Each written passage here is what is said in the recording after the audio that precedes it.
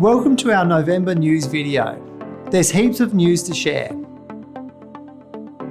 We're one of Australia's largest immigration law firms with a team of professional immigration lawyers and registered migration agents who can help you.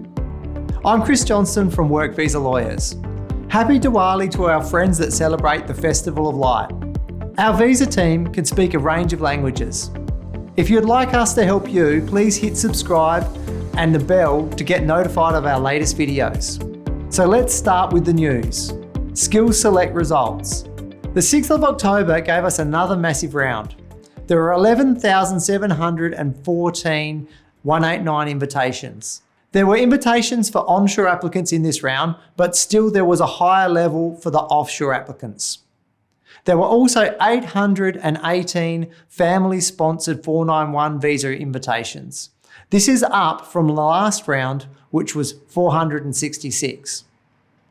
I would expect the occupations getting invitations to broaden with each round. It is very difficult and time-consuming to get relevant registrations and skills assessments for many medical occupations. So as time goes on, the medical occupations will have been cleared out of the Skills Select system.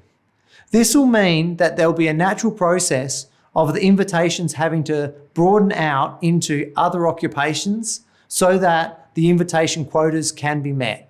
The focus on offshore is raising many questions for overseas passport holders in Australia. Should you go overseas to increase your chance of securing an invitation? My answer to this is no. If you go overseas, then you're putting your Australian work and other options at risk, and then you might not receive the invitation that you're looking for. But it does raise the question as to why there isn't more support for those that live and work in Australia already in the Skills Select system. The offshore focus, if it continues, could endanger the international education industry in Australia. A strong factor in choosing to study in Australia is having a path to migrate. So the Australian government should think very carefully about the value of international students to Australia, including their contribution in filling short-term job vacancies. There needs to be a balance, including both onshore and offshore applicants going forward. The allocations for skilled visas have been changed from the 26th of October 2022. The skilled independent visa allocations have been upped again. Last year there were 6,500 and now there's 32,000. Plus, other state nomination applications are also upped. So this means that those wanting to migrate, it's time to get your skills assessed and English results, because skills assessments and English results are the basic prerequisites for a points-based visa application. Employer-sponsored permanent visas are up from 22,000 to 35,000, which also sounds great. For all the allocation news, see our breaking news video. The interim allocation in August for the Business Innovation and Investor Visa, or the 188, was just over 800. Now 2 months later, state and territories are closing their programs, having exhausted their state quotas.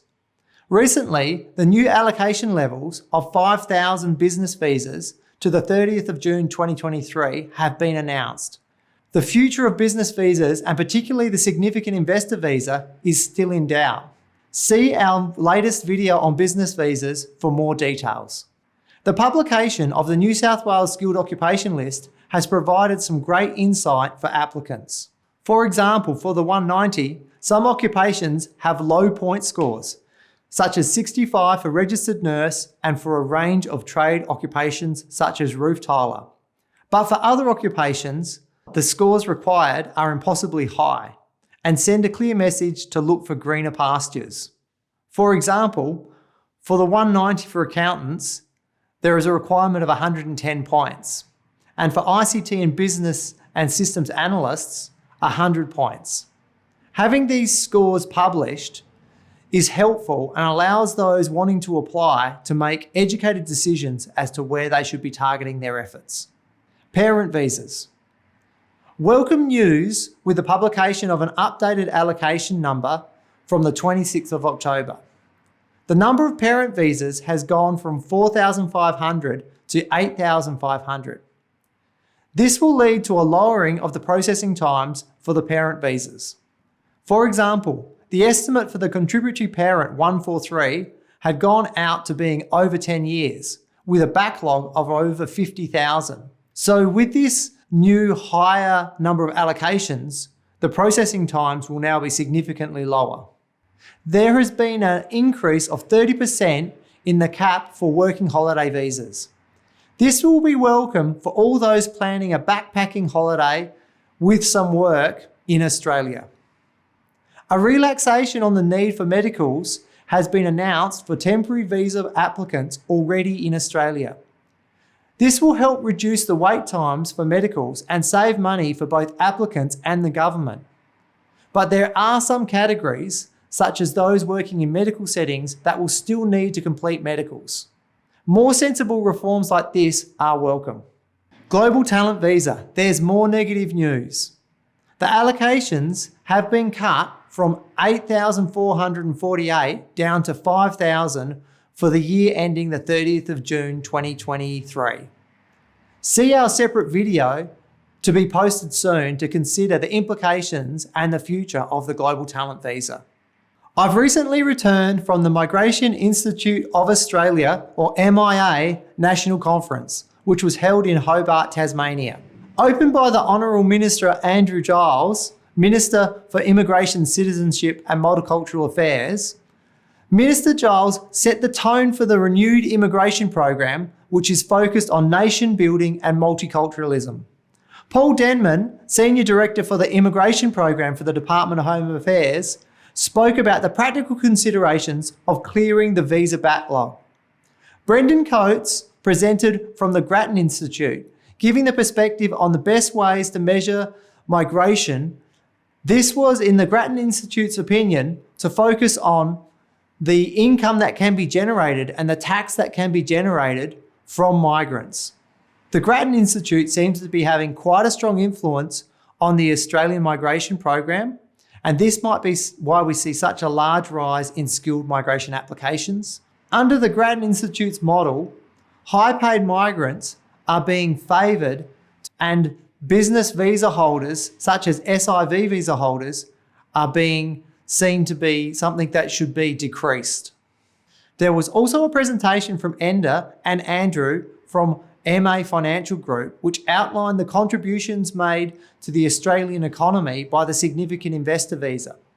This presentation was in contrast to the Grattan Institute's opinion on the value of business visa applicants. At the gala dinner and awards night, the MIA celebrated 35 years leading the Australian migration industry. Craig Foster gave an inspiring speech about his successfully advocating for Australian refugee Hakeem to be released from a Thai jail and to avoid extradition to Bahrain. His continuing work includes Racism Not Welcome and Pay Up FIFA. Congratulations to all award winners, including Craig Foster for his contribution to Australian immigration, and to John Hourigan, who became a life member, in recognition of his many years of contributing to the MIA. Thanks to the voluntary efforts of the leadership, the National President Julie Williams and Vice President Con Paxanos, and all the national staff members for putting on such a good conference. That's all the news for now. Please like and subscribe. Thanks for watching.